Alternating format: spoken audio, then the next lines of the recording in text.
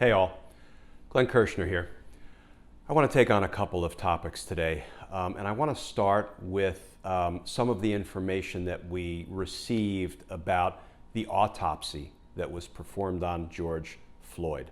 Now, we don't have a definitive ruling yet from the medical examiner, and I'll explain why that is in a moment. But I want to take you through a very quick tutorial on what medical examiners do, what forensic pathologists do when they perform an autopsy, because I think it's relevant to where we are in the George Floyd case. After that, I want to take on the topic of the need, the obvious need for some national policing standards and some national use of force policies. But let me start with autopsies generally. When medical examiners perform autopsies, they are looking to do two things. One, they're looking to rule on the cause of death, and two, they're looking to rule on the manner of death. Those are two different things. So the cause of death is literally just that. What caused the death of the victim? Was it gunshot wounds? Was it death by blunt force trauma, which is if you use a brick or a bat or a blunt object to inflict injuries from which a victim dies? That would be a blunt force trauma death. Sharp force trauma death is a stabbing. An asphyxial death is when somebody's airway is cut off and they are asphyxiated. You have different kinds of asphyxial deaths. You have manual strangulation, strangulation with a ligature. You can have what's called positional asphyxia, when a victim is put in a position by an attacker such that their airway is cut off for an extended period of time, causing a loss of oxygen to the brain. That can be called or ruled positional asphyxia. So poisoning is another cause of death. There are many different causes of death. With respect to the manner of death, that's how the person died, not what the person died of, but how the person died. And there are only 5 rulings on the manner of death. Homicide, which is death at the hands of another. Suicide, obviously taking one's own life. Natural death, which is a death as a result of disease processes, heart attack, cancer. Accidental death, which is just as it sounds, if somebody dies in a car crash or falls off their roof cleaning their gutter accidentally and they die, that would be ruled an accidental death. And the 5th category is an undetermined death.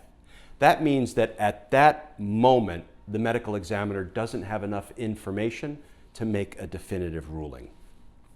Some deaths end up being undetermined permanently if a medical examiner can never get to the point where he or she has enough information to rule the manner of death to a reasonable degree of medical certainty. Those cases are few and far between. There are 2 important parts of an autopsy that I want to talk about before moving on to the autopsy of George Floyd, and that is the physical examination of the body, both an external examination and an internal examination. The medical examiner will dissect the decedent. And there is an evidence collection phase where the medical examiner will take tissue samples from throughout the body, including from the organs, will take bodily fluid samples, and will send all of that out to a toxicology lab to run various tests on those samples to see, for example, whether there were any intoxicants in the victim at the time, drugs, alcohol, what have you, to see whether there were any natural disease processes at work in the decedent at the time, and to see the levels of oxygen in the different parts of the decedent's body at the time of death, because that will inform the medical examiner, for example, whether somebody's airway was cut off, whether the brain was being deprived of oxygen. So the toxicology tests often take several weeks to come back, and we don't generally see a final or definitive ruling on the cause or manner of death until all those testing results are in. So I expect it will still take a few weeks before we get any final word from the medical examiner with respect to the cause and manner of death of Mr. Floyd. Now, there was some information in the paperwork, the court paperwork that was filed in connection with the arrest of Derek Chauvin, the, I think, most culpable based on what we saw on the videotape. He was the one whose knee was pressed into the neck of George Floyd for 9 minutes, 6 minutes while he was still conscious and trying to move, and 3 minutes after he had become unconscious. There's no doubt about it, but that Derek Chauvin and his fellow officers, who were also restraining, unlawfully, excessively restraining Mr. Floyd, killed him. They committed a homicide, and they are responsible criminally for what they did. But there was a reference in the paperwork that I think caught a lot of people's attention, and we've been discussing it online and on air since we saw it. And it says that during the period of restraint, one of the officers said to one of the other officers, quote, "I'm worried about excited delirium or whatever," close quote. And then Officer Chauvin said, quote, "That's why we have him on his stomach," close quote. First of all, that is all a bunch of nonsense, and it's a red herring, and it will ultimately, in my experience as a former homicide prosecutor, have little to nothing to do with the criminal liability of these 4 officers. But because there was so much discussion about it, I wanted to talk about what excited delirium is, because I think there's a misunderstanding about what it really means. In the forensic pathology community, the medical examiners community, excited delirium can be a ruling on the cause of death. And I know this because about a decade ago, I had a somewhat high-profile excited delirium case in Washington, D.C. And I'm not going to take you through all the facts, but very briefly to just illustrate what excited delirium is. There was a young man who threw a brick through a nightclub plate glass window. The owner and some of the employees of the nightclub restrained, held, detained the young man, called the police, and asked the police to come get him. They didn't beat him up, they didn't assault him, they just detained him and restrained him. And he struggled against them, and as he struggled, he had a surge of adrenaline in his body, and he may have had a hypersensitivity. His heart may have been sort of hypersensitive to adrenaline.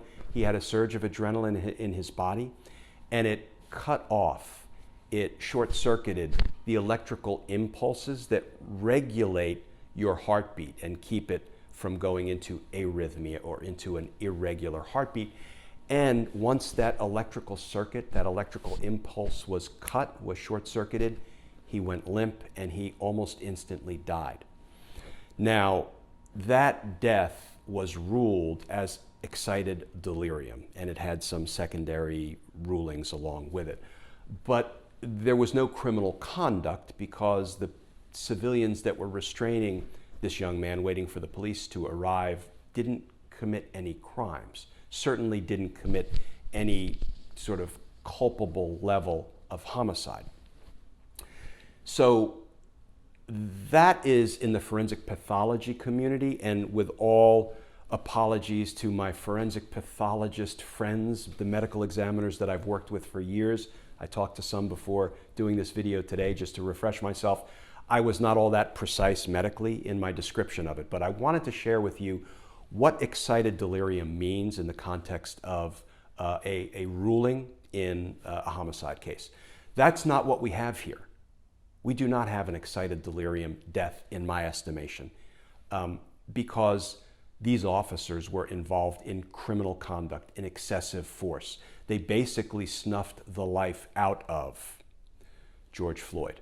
So excited delirium is interesting right now. It made an appearance in the paperwork. I think we can set it aside, and if it resurfaces later, we will revisit this topic. Let me just change topics here. Let me talk about what I think has become an obvious need for some national policing standards and some national use of force protocols. We've often heard the saying, all politics is local. And I suspect that's true. I'm not a politician, but that makes sense to me. You know, I would suggest, though, that all policing is not local. What do I mean by that? You know, if you're policing in Brooklyn, where I was born, or in Bel Air, if you're policing in Peoria or Pensacola or Portland, excessive use of force is excessive use of force. Because policing is not any different anywhere in the country when it comes to how much force a police officer should lawfully be allowed to use to effectuate an arrest. And, you know, it has been left up to the many police departments, state, county, local police departments to implement their own use of force policies and to train their officers in a certain way and to hold them accountable or not in certain ways.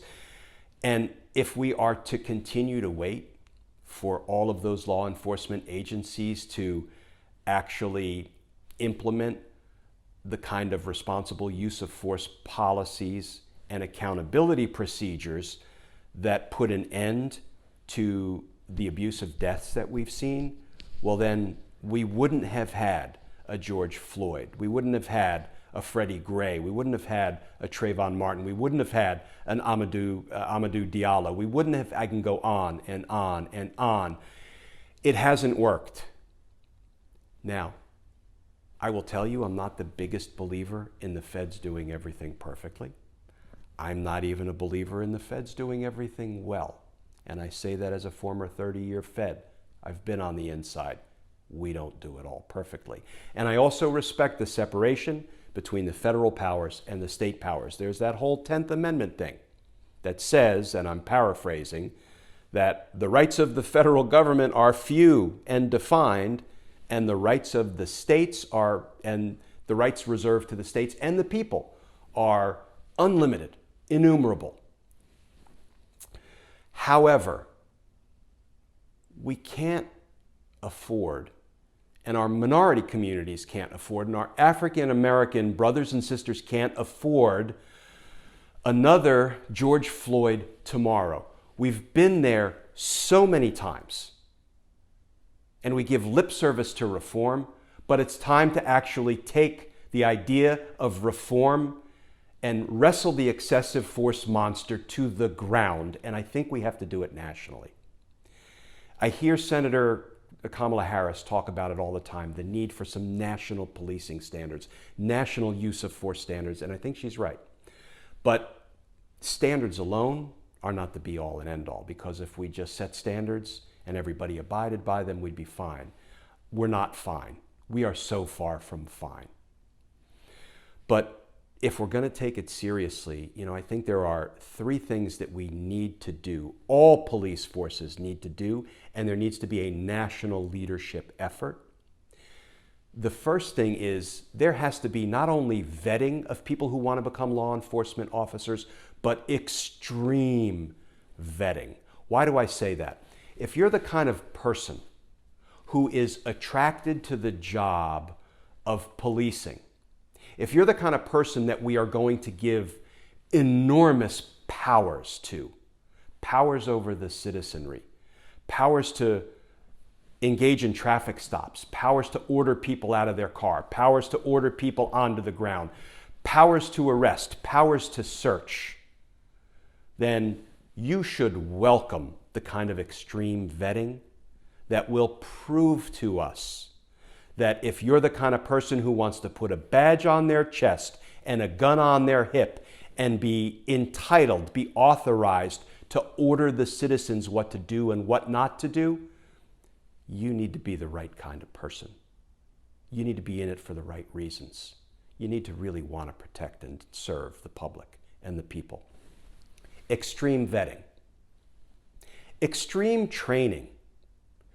Yes, we train law enforcement. I know, because I conducted law enforcement training on many topics in my 30 years as a prosecutor. We train police officers. We need to engage in extreme training.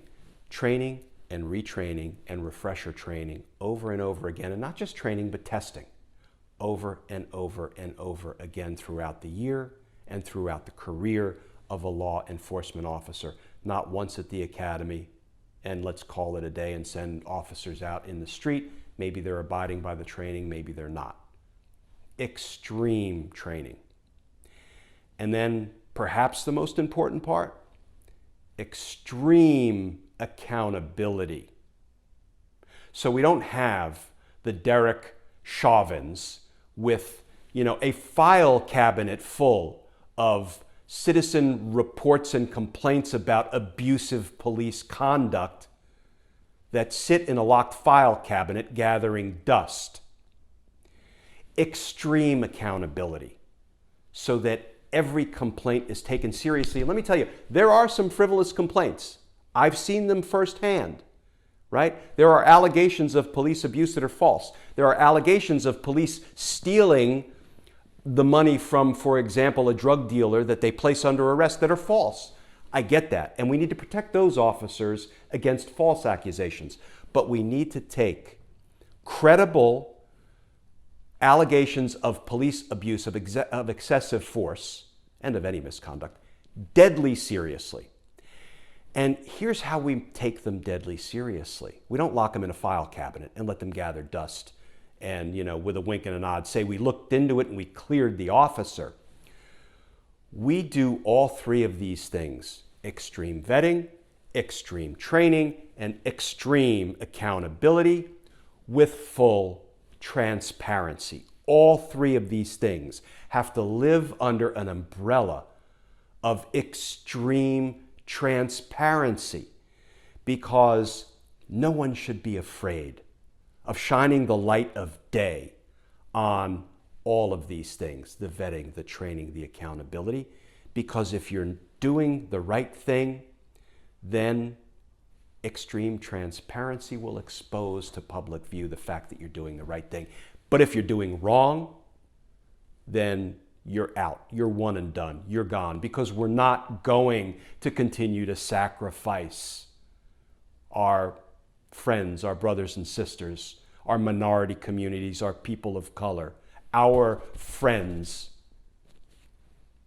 to abusive police conduct and excessive force. That is the way I think we have to move forward together as a country, as a people, as governments, as institutions, as law enforcement agencies. And I'm not wildly hopeful we're going to begin to make progress in the next few months, but I am entirely hopeful and optimistic that we're going to begin making progress come January, when we have a law-abiding president. And that's when we have to wrestle the excessive force monster to the ground and make a better country for everyone. Thank you all. Please stay safe. Please stay coronavirus free. And I look forward to talking with you all again tomorrow.